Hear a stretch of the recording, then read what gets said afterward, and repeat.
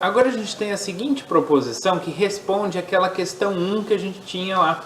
Se eu tenho um conjunto LI dentro de um espaço vetorial, será que a partir desse conjunto a gente consegue criar uma base para esse espaço? A resposta é sim. E vamos ver como que a gente consegue criar.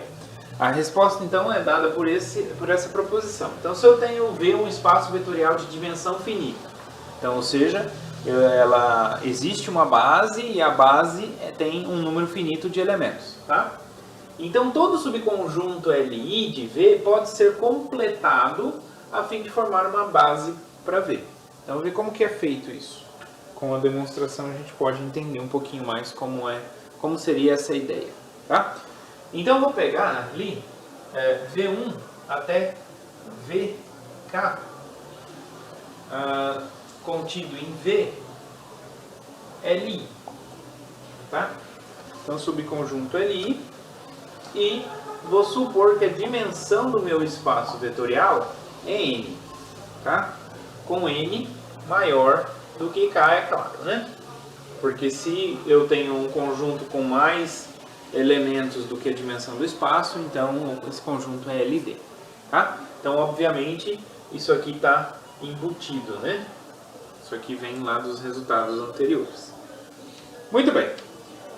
Bom, então eu tenho esse conjunto que é LI. Se ele gerar o meu espaço, acabou, ele é uma base. Se não gerar, então existe uma parte que está no meu espaço V que não está no gerado. Beleza? Então, se V1 até VK geram V, então V1 até VK é base de V e N igual a K. Tá? Então aqui, N maior ou igual a K. Ok, agora se eles não geram, então, ou seja, se o espaço gerado por V1 até VK for diferente de V. Então, se ele é diferente de V, a gente sabe que esse conjunto está contido em V.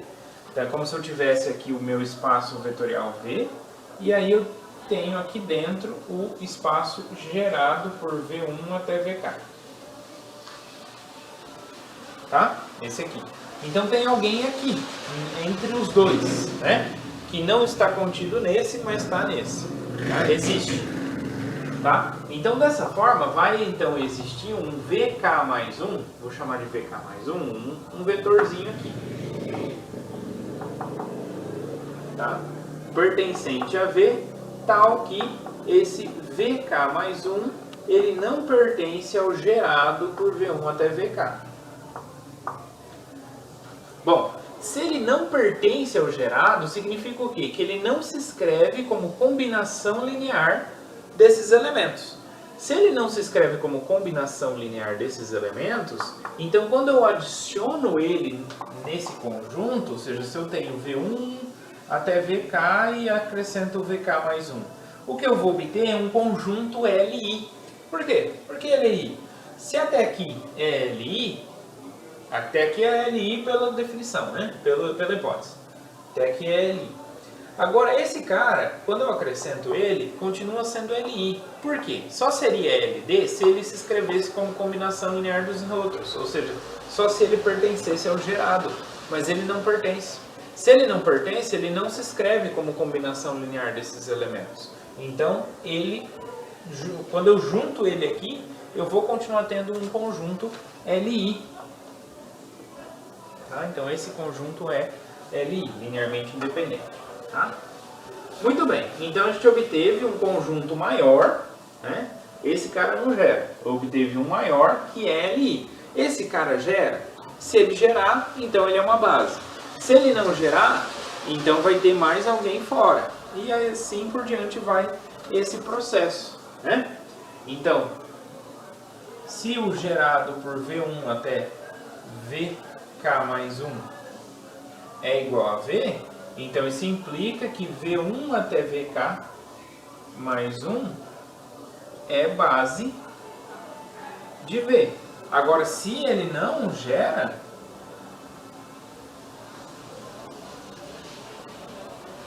Então, se ele não gera, quer dizer que tem alguém além disso, né? Tem alguém fora, né, que está em V e não está aqui nesse gerado. Então, vai existir um novo vetor, que a gente vai chamar de VK mais 2, dentro de V, de tal forma que VK mais 2 não pertence ao gerado, de V1 até VK mais 1. Se ele não pertence, então quer dizer que ele não é combinação linear dos demais, e então quer dizer que quando a gente acrescenta ele no nosso conjunto aqui,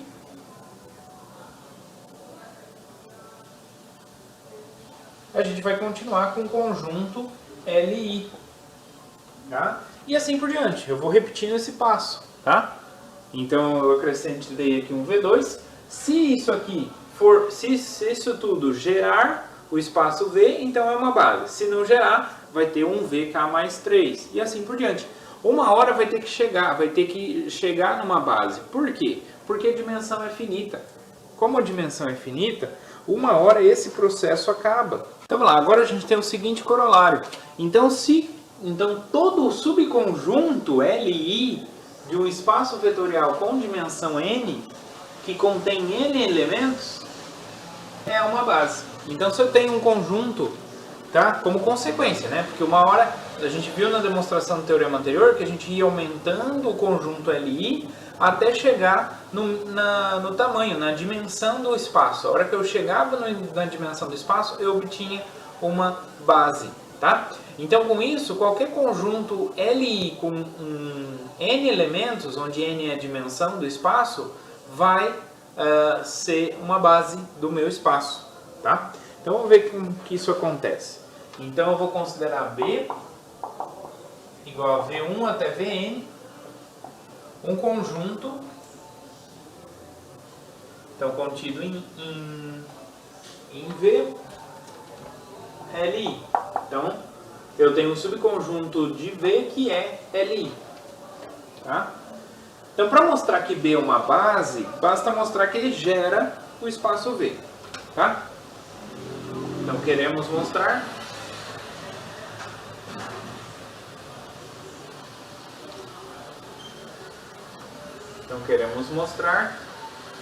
que o V é o gerado por V1 até Vn, tá bom?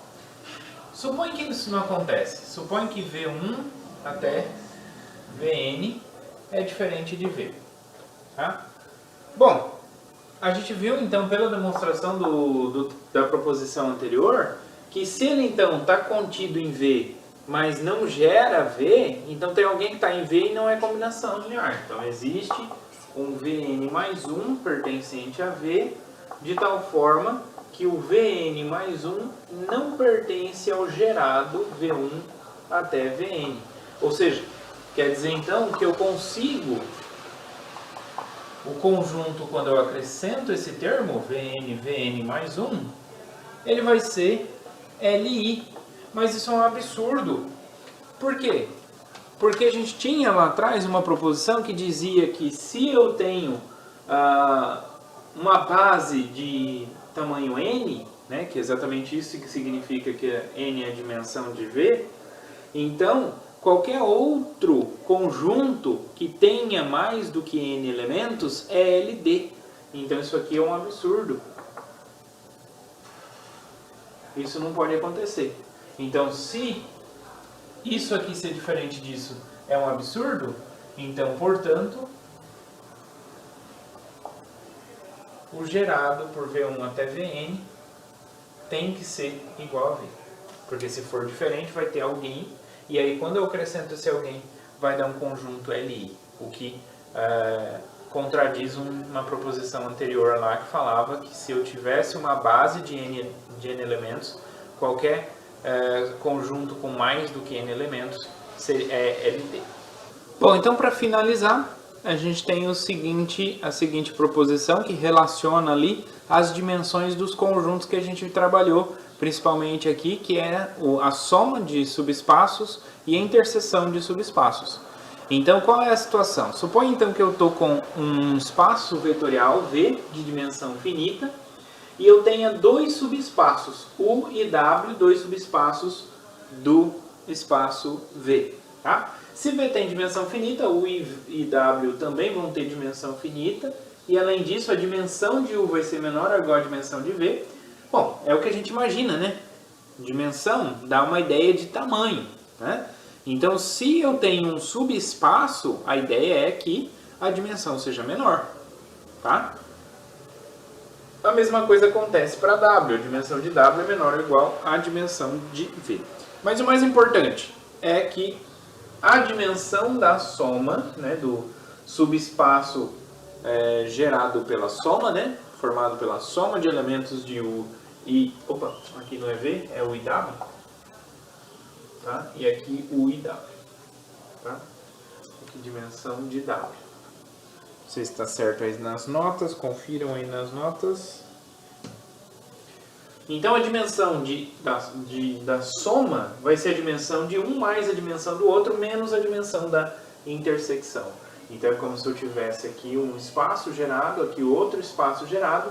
Então a união vai contar tudo, né? Só que ali acaba contando duas vezes a interseção. Por isso que está tirando uma vez esses termos que estão na interseção, tá? Então essa aqui que é a ideia dessa proposição. Essa proposição, quem tiver curiosidade, a demonstração pode ser encontrada nos livros, né, do Caglioli, do Boldrin,